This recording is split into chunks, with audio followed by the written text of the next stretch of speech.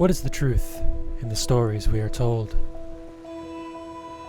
We've been given a story of a world fueled by separation.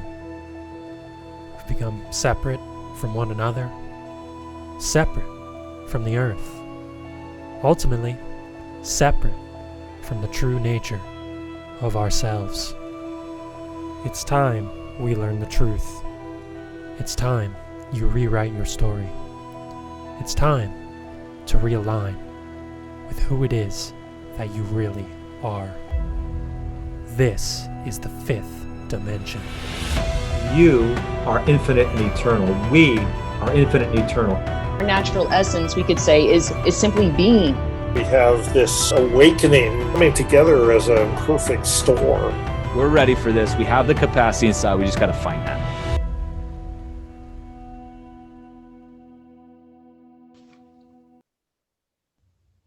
All right, everybody, welcome into the Fifth Dimension podcast. For today's episode, I am joined by the one and only Steve Taylor, who is a therapist and owner of Rapid Recovery Counseling.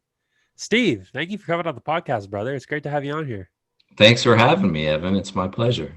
Absolutely. I'd love to start just to give the listeners and myself, because I'm interested in learning more about your own background, talking about your own journey, how you sort of came into the space that you're in now, doing therapy, owning your own practice, and how your focus, I guess, has sort of been tuned in. I know you're a big emphasis for you is healing trauma. I mean, you work with addiction and recovery, but you focus a lot on trauma as well. So how is it that, talk about your own journey and coming into this and making that sort of your focus, if you will? Yeah. So, I mean, it definitely has come through my own experience. I mean, in my time over the years, I don't know if I've met a therapist or counselor or kind of somebody in this space really that hasn't come to it through their own suffering. If they say that they haven't, then maybe they're just not aware of it. Right. It's subconscious, but definitely,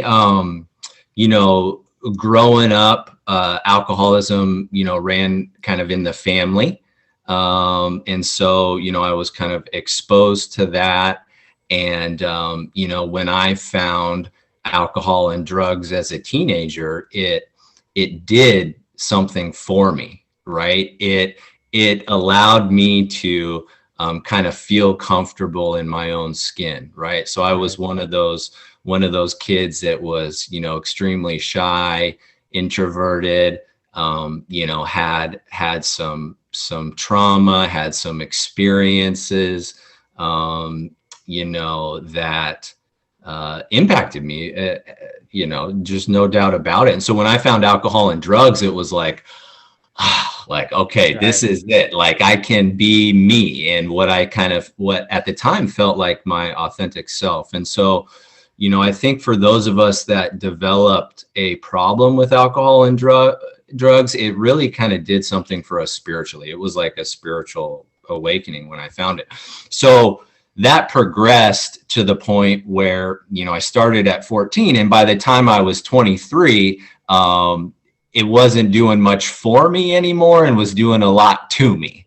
Right. So got to the point of, multiple episodes in treatment centers and hospitals, and, got to the point where, at 23, I was thinking about and making plans on ending my own life. It got bad pretty quick. And so I found recovery. I kind of asked for help at the right time, had kind of one of those moments of clarity, right? Where, you wake up one day and you've done one of those things that you promised yourself you would never do, right? And so waking up with the shame and the guilt, and, I had this pattern of, I would feel those things and I would maybe reach out for help. And then a day or two later, the ego would rebuild itself and be like, oh, you don't really, you don't need that help. Right. And so this time I just kind of that window of, willingness, surrender, whatever you want to call it there.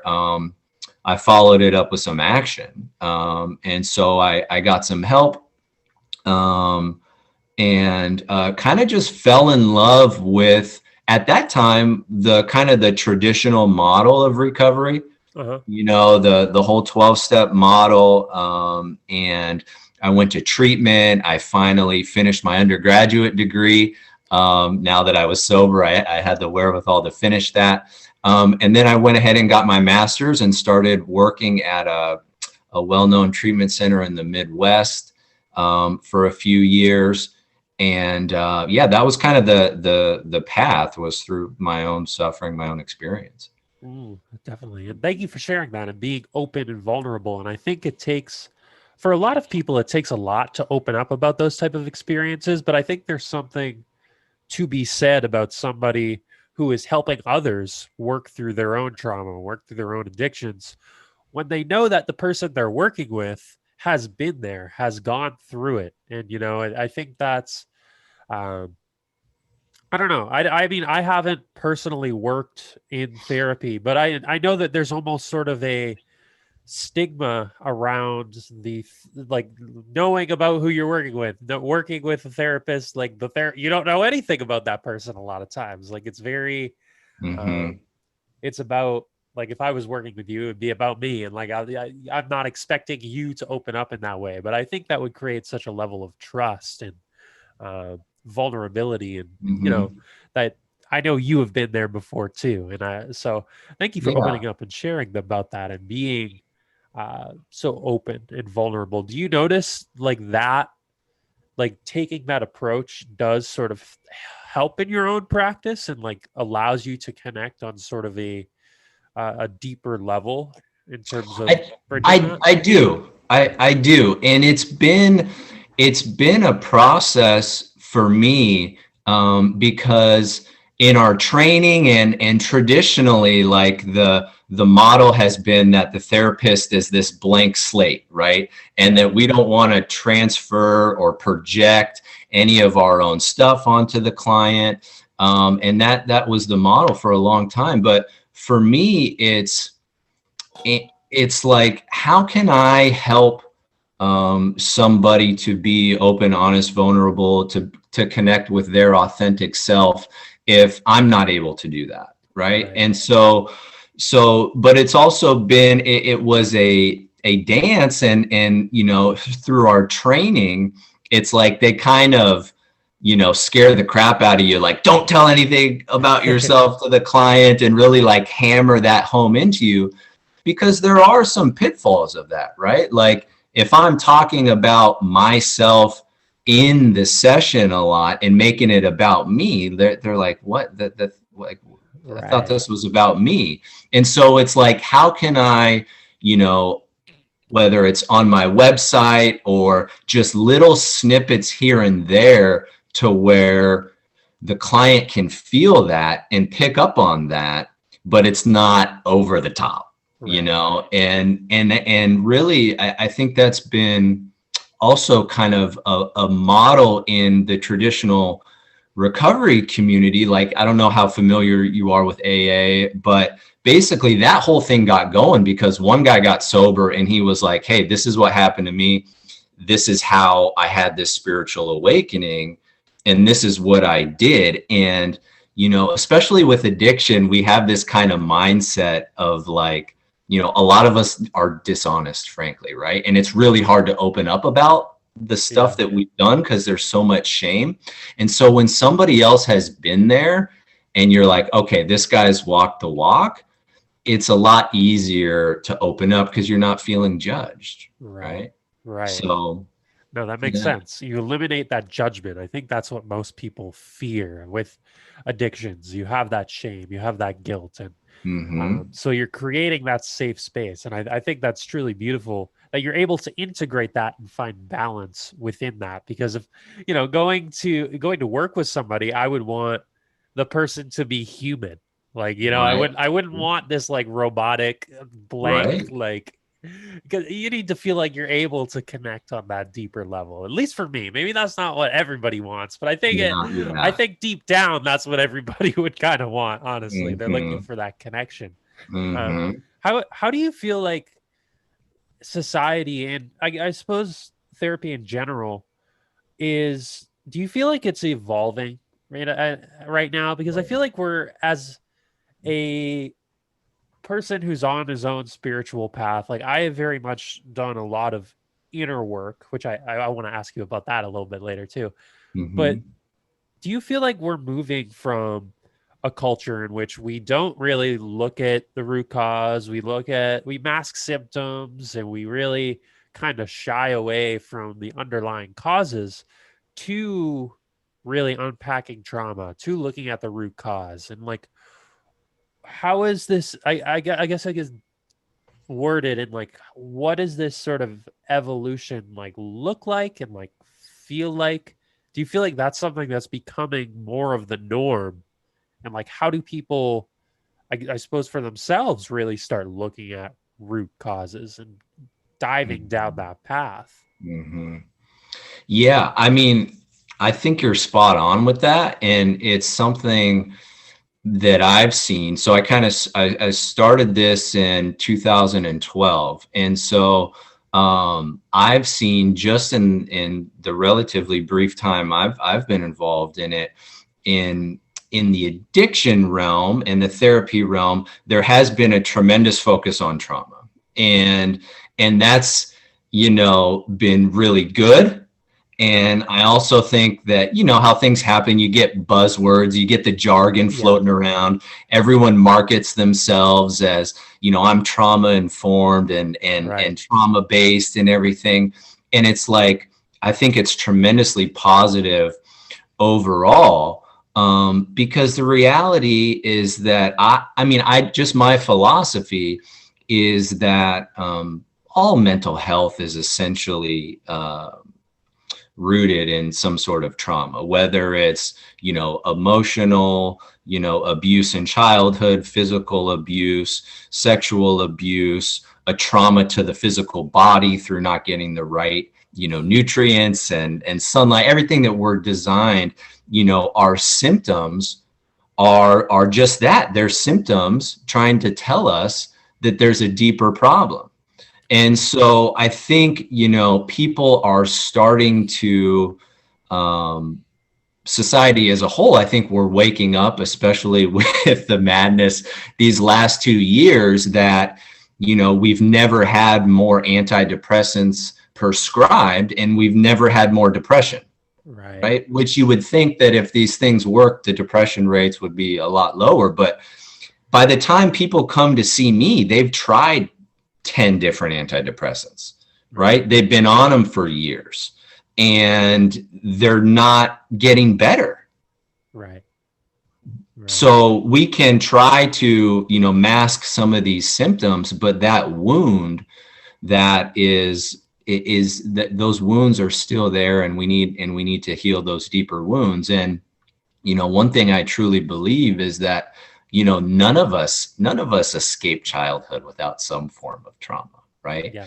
And we typically think that it has to be, that I was physically abused, or that, hey, I didn't go off to Afghanistan and fight in a war, so I don't have trauma. But it's really just, did I experience a sense of overwhelm that my nervous system couldn't handle, right? Was I in a situation where I couldn't fight out of it, I couldn't flee from it, and I froze, and now that is in my physical body and manifest? So, like, none of us escape, childhood without some form of trauma. And I think more and more people are starting to realize that. More and more people are realizing that, while talk therapy can be very helpful to kind of get things off my chest, people are looking for something deeper.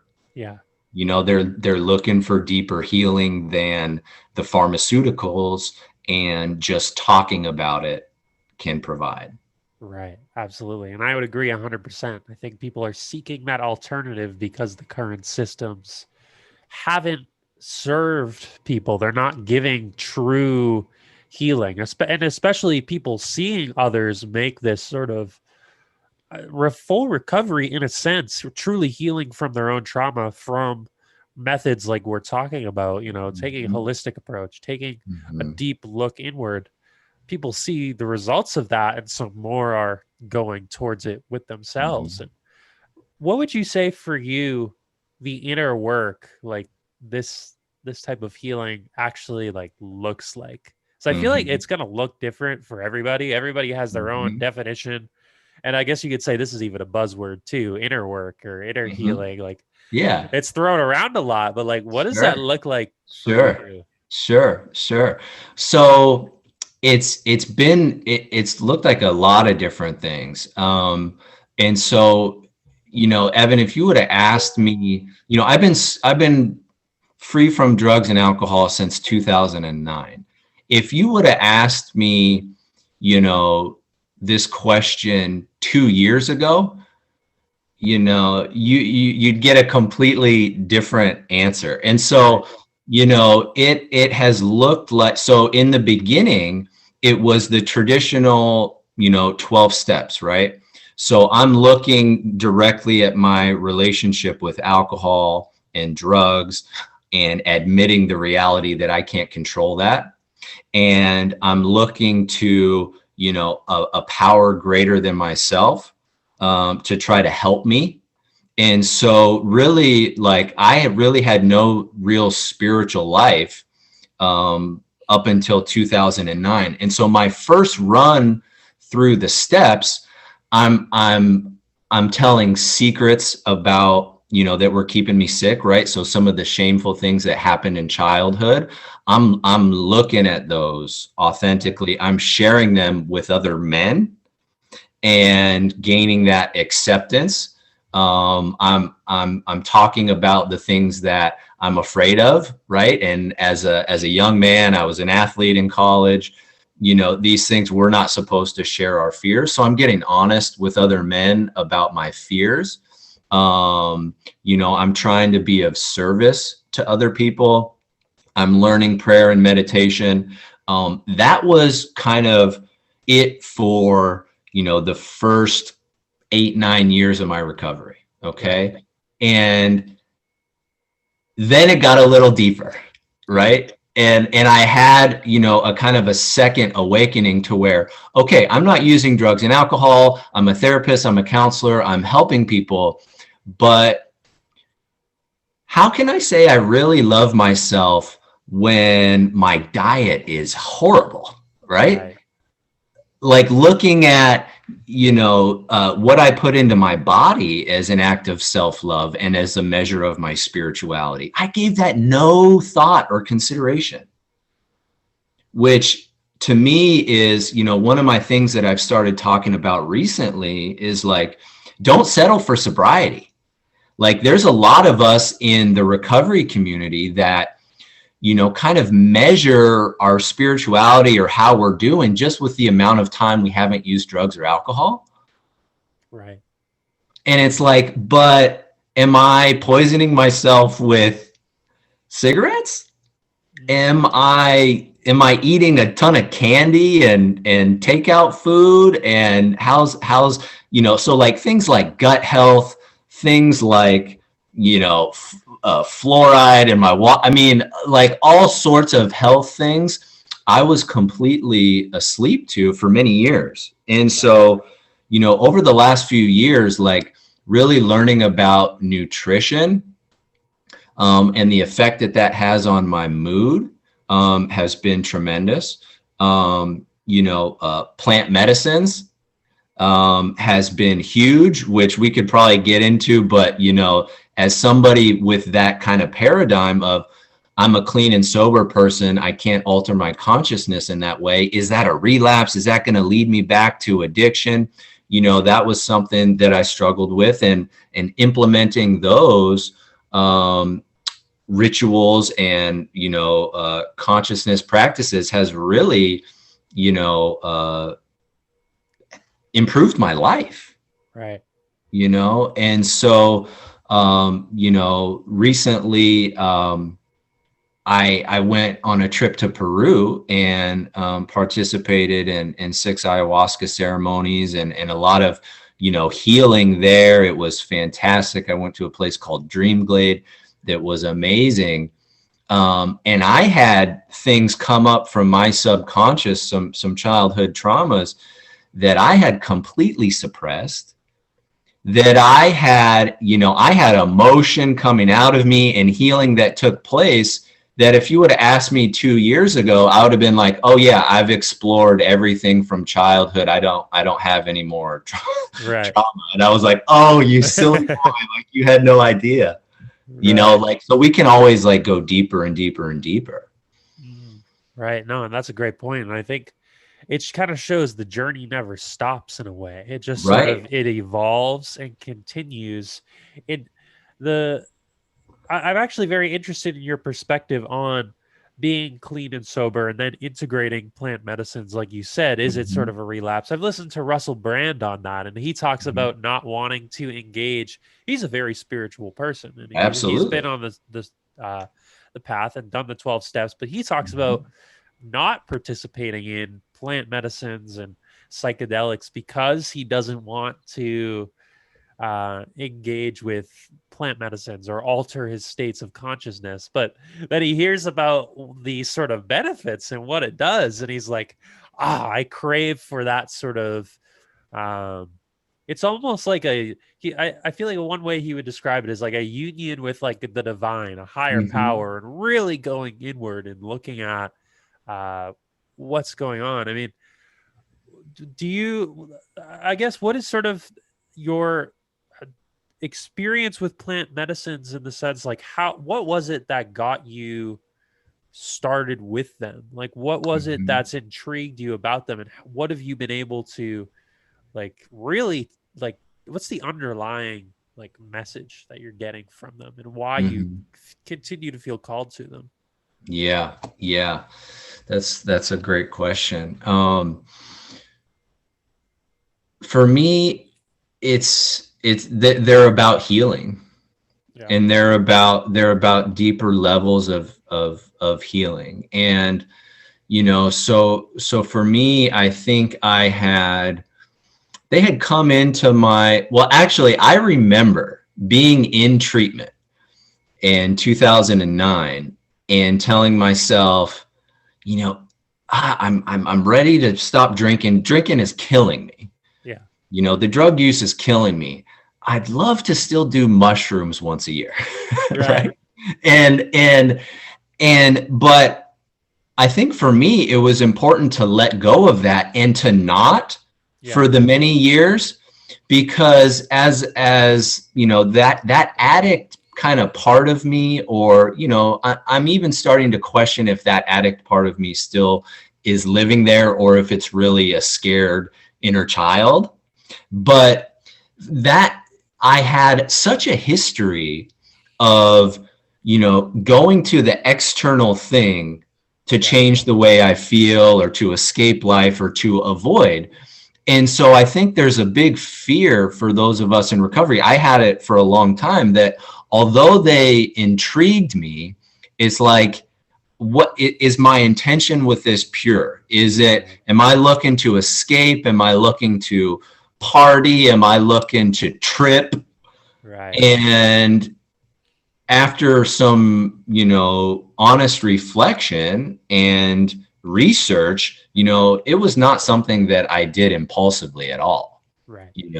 This was something that, there was a lot of intention around it. And it was, I want to explore my consciousness, and I want to, heal on a deeper level. And if this can help me with that, then I'm willing to explore it. And after, my personal experience was that after that kind of reintroduction to, psilocybin, I never had less interest in alcohol and like, Right. It was like when I came out of that ceremony, I was craving green juice. Okay. Like I was not craving drugs or alcohol. I came out of that with an even deeper appreciation for my sobriety. Right. and for myself. And so some of the messages from, my experiences over the last couple of years with plant medicines have been, about self-love, and a lot of, visions and connections with trauma and pain that has been passed down epigenetically through my family. I've connected in that way, to some pain, realizing that some of the pain, wasn't necessarily mine, Right. that I was carrying, and self-love and nutrition and just overall health. And so I've had fantastic experiences, with them. But yeah, that kind of fear of, is this going to cause me to, because I could, there is, the potential there to, okay, is it the day I get back from Peru, am I obsessively thinking about my next ceremony or experience, or am I going to take these lessons and be with them, integrate them into my life, and I don't have the addict mentality of chasing that next transcendent experience, right, and integrate the stuff that I've learned. Right, absolutely. No, and that makes a lot of sense, and I think you articulated that beautifully for people who may be in that situation, who are in recovery, but then don't want to mess with the idea of sobriety, if you will. I think plant medicine is all about intention. It's about how you go into it. It's like, what are you actively looking to take from it and learn and integrate and heal? Because it can be a beautiful transcendent experience, like connected to oneness and the divine. But if you're using it as an escape, if you will, you're gonna feel that, like that's gonna reflect into there's no escaping on plant medicine. So it's right, absolutely. And I think if you went into it with the opposite intention that you stated, like you would recognize that within the trip, and if anything, maybe that shame would come back, and that like some of the old tendencies, like you could realize were still there. So even then, it could still be a wake up call in a way. But So I'm glad you were able to share that and sort of articulate on that. And what would you feel like? Like, I guess the foundation. It seems like the foundation for you has become like total self-love, total optimization, and like being present with yourself, connected to your body. You were talking about nutrition. You're talking about sort of the different like daily practices now that you have just to be with yourself and heal on that deeper level. Because, I think I was in a similar path, you could say, like this past year and a half, I've really woken up to the nutritional element of it. I've really woken up to like, how does that affect my mood? What is sort of all of these smaller factors of my day-to-day that impact my own practice, my own spiritual journey? And I don't know, it's tough. It's difficult to speak for other people, but do you feel like that is something that's really the catalyst for true change, true growth? Is that sort of we get past almost the healing, not get past, as you mentioned, like there's always more to uncover, but you get past sort of the initial forms of suffering and pain that really hold you back in your day-to-day, but then you sort of evolve into all of these different lifestyle elements. And like if you look at your life 2 years ago versus today, would you say there was almost like an unconscious level of suffering taking place 2 years ago that because of these changes, you notice a profound difference, sort of a profound shift? And like, what does that look like? It's like, I was a lot more awake than I was when I was drinking, but I was still asleep in a lot of ways, right? From on so many levels, from my relationship with media, the even just kind of like the movies that I would watch or the shows that I would watch, and just how much, chaos and emotional distress is in those. Like, I watch some of that stuff now and I have like a physical reaction to it almost, right? Or like I turn on the news now and it's like, oh my gosh, like there is so much like propaganda and fear, and like it's just so clear. And so like 2 years ago, I was asleep to a lot of that stuff, right? It's like 2 years, I'd be on autopilot, driving home from a day's work, stop at the gas station and get some candy, because that's just what I did. Like, I knew I was kind of addicted to sugar, but I thought I was making these choices with what I eat, and not even knowing like how screwed up my gut was and how my body was craving, these sugars, so stuff like that, stuff like, living here in a beautiful place that I live so close to the ocean, and going weeks without having my bare feet in the sand, connected to nature. Right. And so just kind of like caught up in a lot of these things that I think a lot of us are kind of unconscious to. I think the average person, and there's no judgment here because I've experienced it, but a lot of people don't really have a conscious awareness of that, what they eat affects their mood. Right. Or that, exercise is more effective than antidepressants for your mood, right? Or that, just having your feet connected to your bare feet on the earth will help your mood. Like, or that, and so like, I think more like people are realizing some of these things, the awareness is increasing, but, those were things that I was completely, asleep to, just mindlessly scrolling on the phone, and that's something that I, honestly still struggle with, but like this last trip, having it off completely for 2 weeks and just noticing the things that came up when I didn't have that distraction was pretty remarkable.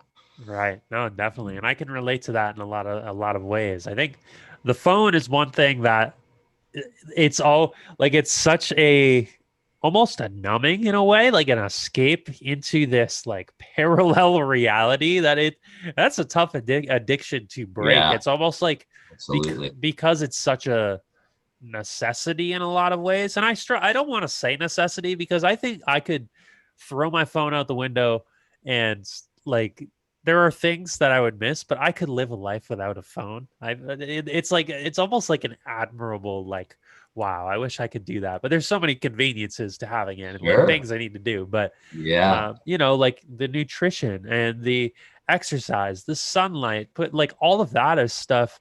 And I've worked out for probably like 4 or 5 years now, but the first like 3 years of doing it, it was sort of just like, oh, I want to look good. Like, it was very ego. Like, I didn't eat the right food though. I didn't necessarily always prioritize sleep. Like, I didn't get outside in the sun. And it's like, oh, why is it, even though that I exercise, one, I don't feel like I look that good.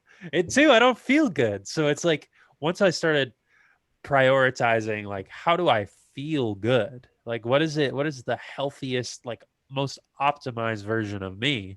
Like, what are these people over here doing? They look so optimized and healthy and happy and fulfilled. Like, what are their practices? Once I started looking at that, it was the simple things like being in nature, connected to nature, eating organic foods, and like eliminating sugar for them, like as much as you can. Like, I'll still treat myself with something every once in a while, but I feel with the intention of feeling good doing it. Like, I don't need to feel shame about it. So it's right. I don't know. I feel like that is sort of I think for a lot of people, then like one of the next steps that needs to happen, and like sort of becoming something you mentioned earlier in the podcast, is like our body is communicating with us. Like, symptoms are like hey, something is wrong. Like the body is telling us something. So when we eat something and then we don't feel good, like number one reaction should be, why is it that I don't feel good right now? Like instead of Hmm. attempting to further numb it with other Hmm. substance, stimuli, Hmm. whatever it may be, TV, which is just truly poisonous to the mind, Oh in my my goodness. opinion. So it's, Absolutely.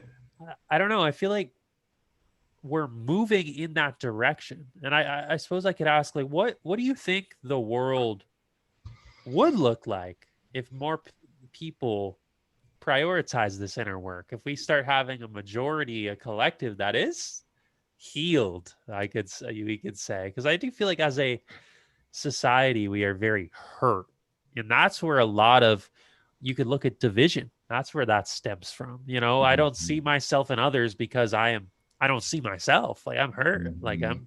there's trauma. So what do you think society would look like as a collective if we're all Oh doing my this inner goodness. work? Like what? Oh my goodness.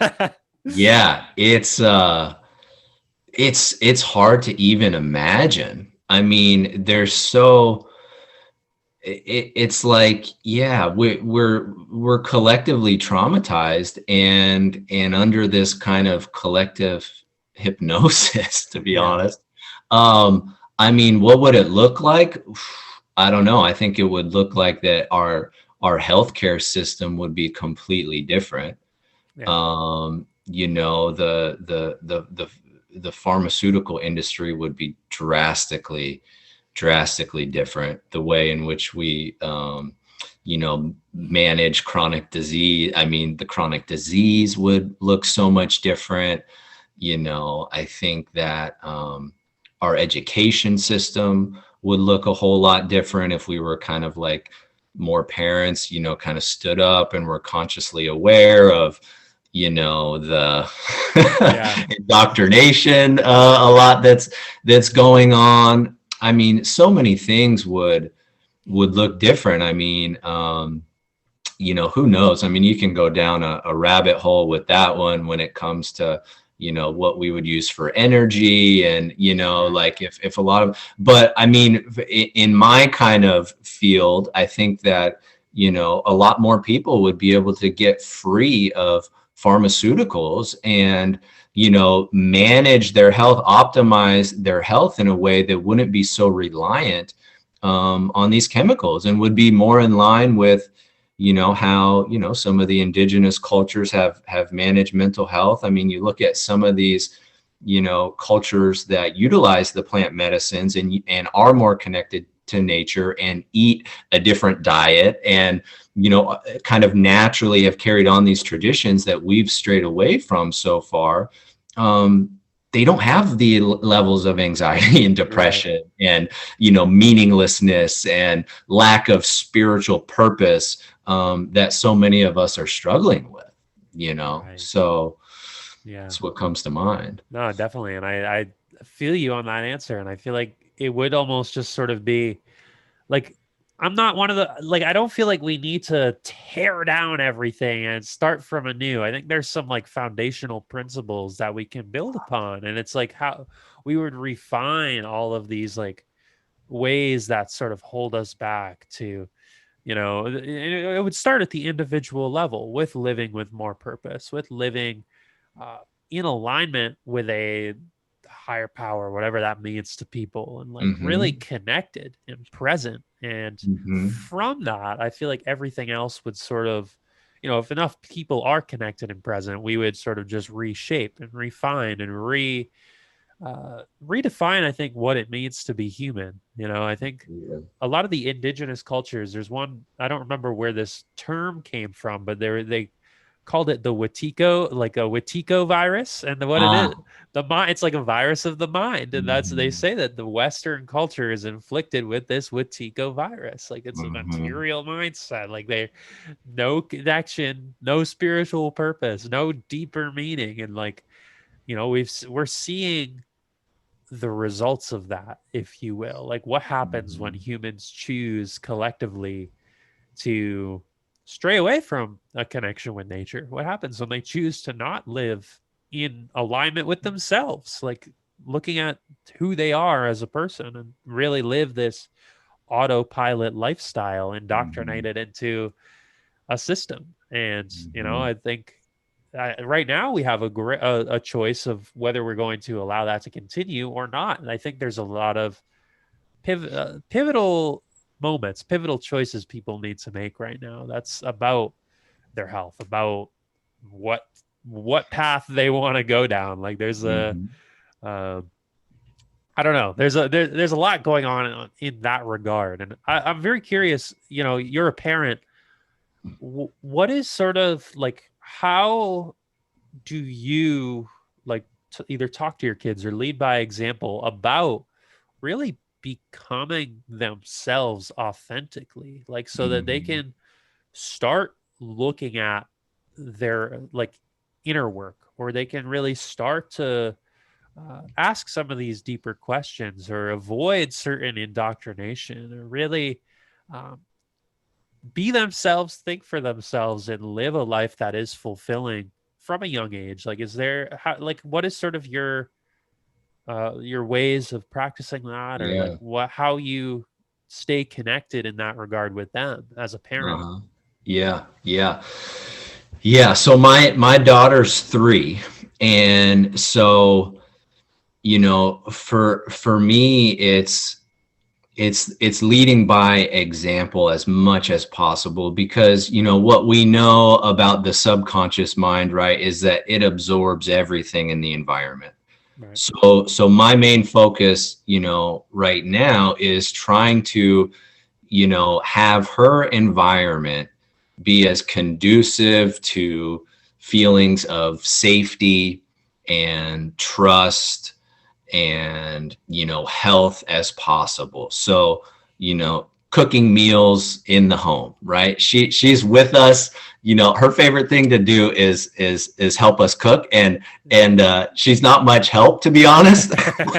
She wants to get in there and stir the pot, literally. But it's just fun. But just like involving her in that, like seeing her watching us, juice, and limiting the TV, like that is like sparingly, like that's the goal. And being in control of our emotions, right? Because children absorb everything. Right. And so if I'm not, that whole do as I say, not as I do, I mean that, right? Like that does not work at all. And so, and as she gets older, I think one of the main things that I want to help instill in her is to learn how to think and not what to think, right? And so she's starting to be in that why phase, right? Like it like just kicked in a couple weeks ago.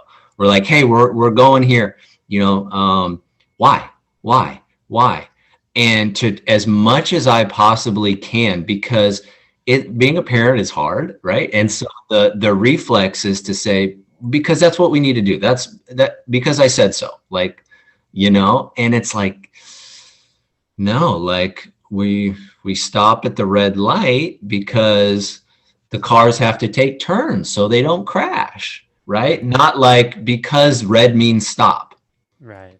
And so kind of trying to explain things, I think, is going to be important, and really just role modeling health as much as possible, and I have compassion for people because, the TV can easily be a babysitter, right? Yeah. And that's where it comes down to my personal health. If I'm not optimized myself and I have a lack of energy, and I'm with my daughter, it's a lot easier to turn on the TV instead of like actively playing with her. Right. Right. And so do I really want to like take that easy way out and sacrifice her? Kind of like, no, I don't, and so I have to be the healthiest version of myself to parent the way I want to parent. Right. No, and I think that's beautiful. And like I don't have any kids personally, but it's interesting because I've been thinking a lot about the concept of fatherhood and what it means to truly be a father, and all the characteristics and what you do. A lot of those have come to my own mind, and it's like there's a person, a purpose far greater than the individual self now that you need to show up for now, like that. And it's so if you're choosing not to optimize your own health, that is going to be the example you lead by, right? And that's going to be the practices that she picks up on, and then one Exactly. day is going to need to unpack and do the do her Exactly. own inner work. And it's like avoid Exactly. and saving that sort of not saving her from trouble. I mean, she'll have her own things to work Right. on one day, and like that's just part of the human experience. But Right. leading by example, to ask questions, like, right, like that's something that I think is so important. And I myself, when I was younger, like my parents used to make fun of me for asking so many questions, but they didn't discourage it. Like they actively encouraged it, which is Yeah. why I Yeah. think nowadays, like I'll ask questions about anything. Like I'm very like, I don't know. I have no problem asking somebody a tough question, or just questioning authority, or questioning Hmm. what's being told about anything. So Hmm. but like it was because it was encouraged, like, oh, keep asking these questions. Like, why is this happening? Well, explaining it out, and then, the encouragement that it's good to ask questions. It's good to seek answers, if you will, because that's what life is really all about. Like, we're not Hmm. nothing like if we're living just passively um, accepting the world as it is around us, there's a lot we're going to be missing out on. There's a lot Hmm. to explore through our inquisitive nature. And Absolutely. I think a lot of the spiritual path, if you will, is almost sort of a return to our childhood innocence. And I don't know if you could relate to this and speak on that, like, for yourself. Like, but I feel like my own awakening has been like a lot of these qualities that I'm beginning to learn to embody daily. It's the same qualities that I had when I was like 5 years old. Yeah. Like, Absolutely. and it's, Absolutely. I think the inner child work is so important in that regard. Absolutely. Yeah. Yeah. Because yeah, I believe that that inner child at kind of different ages, those parts of us are still there, Yeah. and there's actually a system of therapy called internal family systems that really is an interesting way, a therapeutic model of going into that. But absolutely, it's like returning to that. And because it's like at that age, we're just so in awe and so curious and wondering, and it's just such a beautiful way to go through life. And it has been a reconnection to that, Mm. and I think that what you made me think of, with my daughter, it's like if we don't kind of help foster that critical thinking, I think what we learn and what we internalize is to disconnect from ourselves and to disconnect from our intuition, and that's one way to view trauma, is a disconnection from the authentic self. Right. And so the healing of trauma, the spiritual journey is reconnecting to those authentic parts of ourselves that have been buried by layers and layers of programming and different things that we take on. And as we uncover those and drop what's the things that really aren't us and reconnect, it feels so good, man. It feels so Absolutely. good.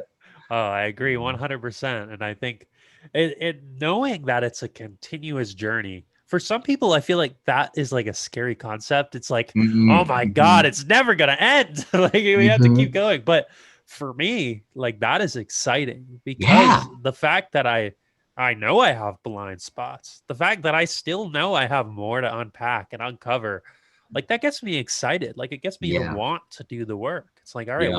what can I learn today? Like, what can I really discover about myself? Like, Mhm. uh, and I've noticed with that mindset, like, it's almost like I don't even have to necessarily go looking for something.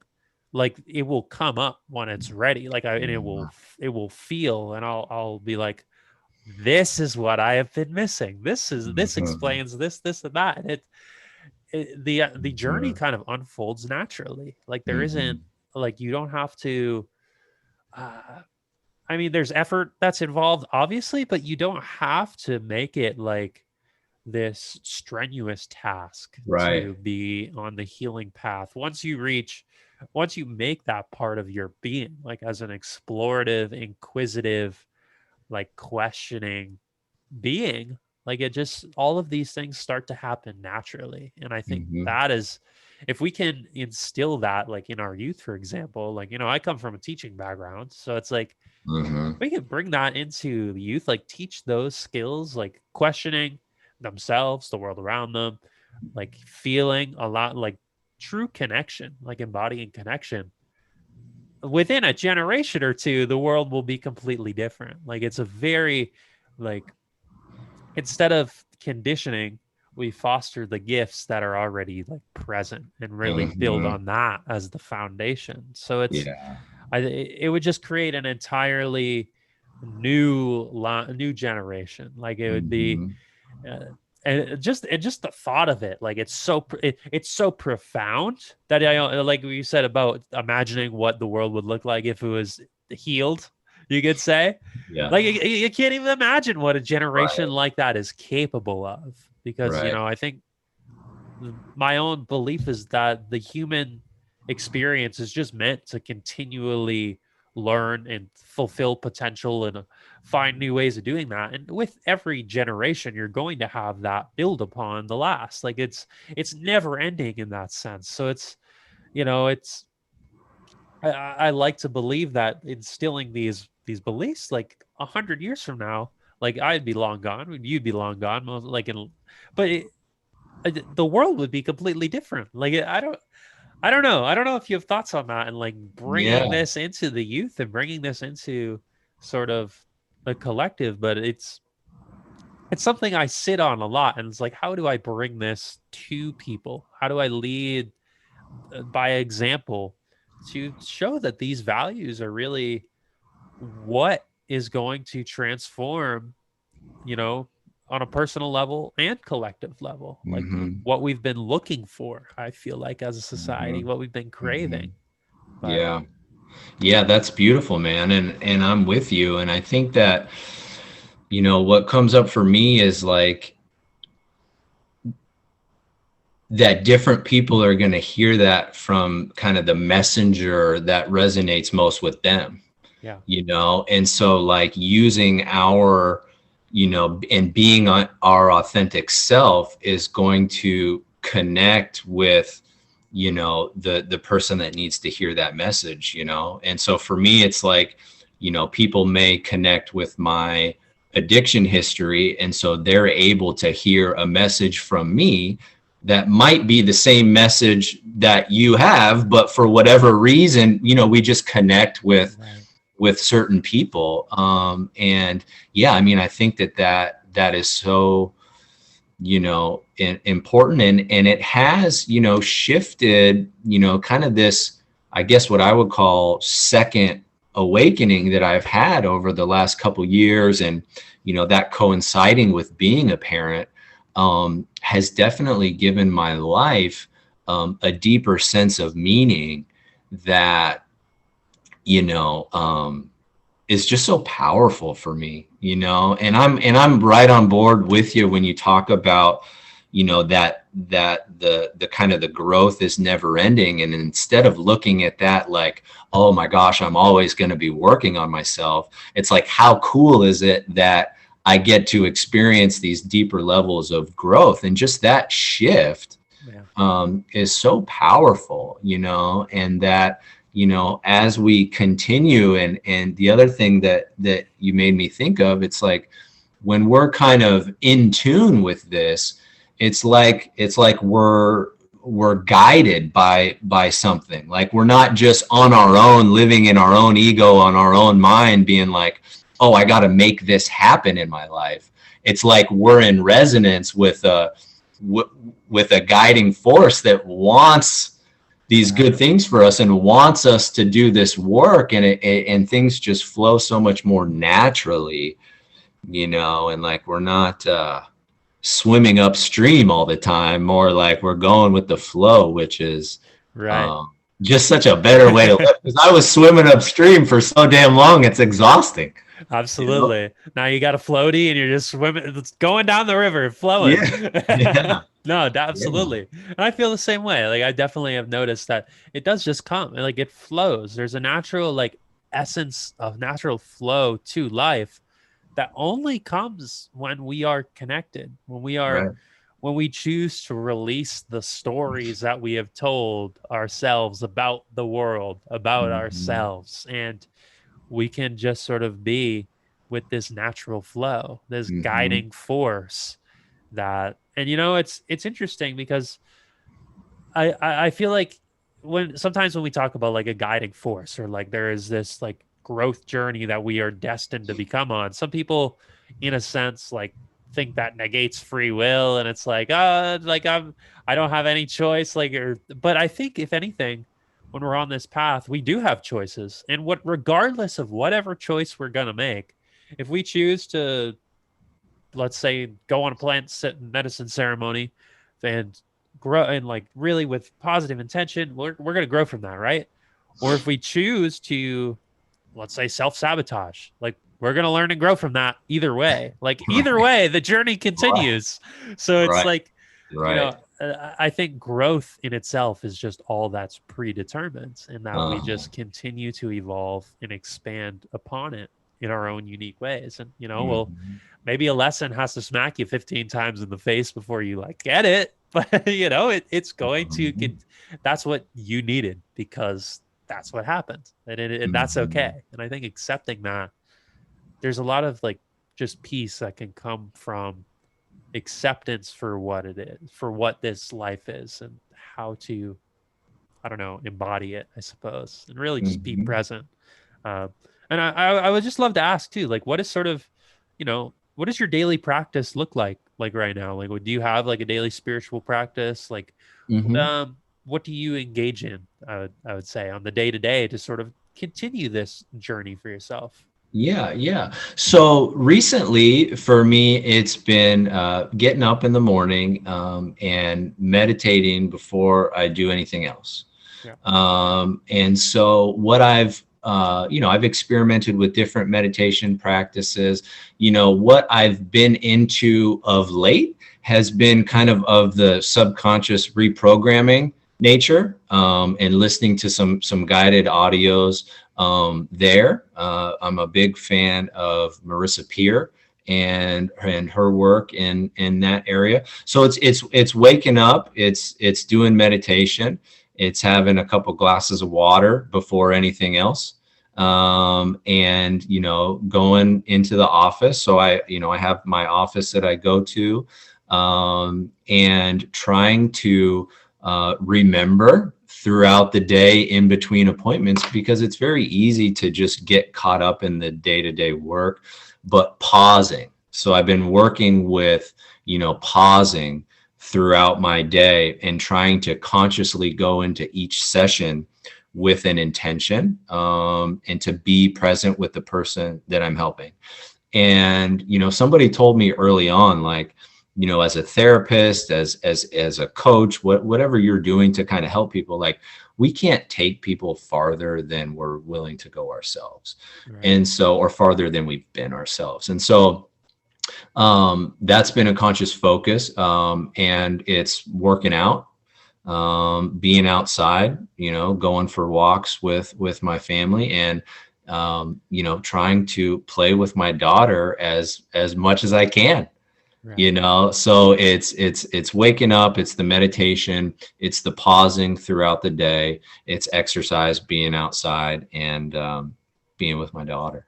Right. No, that's beautiful. And it shows the simplicity that kind of is like a spiritual practice, right? Like Hmm. it's not it if I've recently had the, I guess, like reflection or revelation, you could say, that like these spiritual practices, like it's really not about adding all these extravagant things. It's really, if anything, removing what doesn't fit, what doesn't Mhm. work, and really coming back to awareness, coming back to presence, the Mhm. remembrance throughout the day. And I think Mhm. it shows that like meditation, for example, it extends far beyond just that morning session. Like it's the whole day. The whole day is the Right. meditation practice because you're Absolutely. constantly trying to come back into awareness, come back into Absolutely. presence. And Mhm. it's interesting. Like it's funny. Like what I find funny is that I realize like when you remember, like when you come into awareness, it's like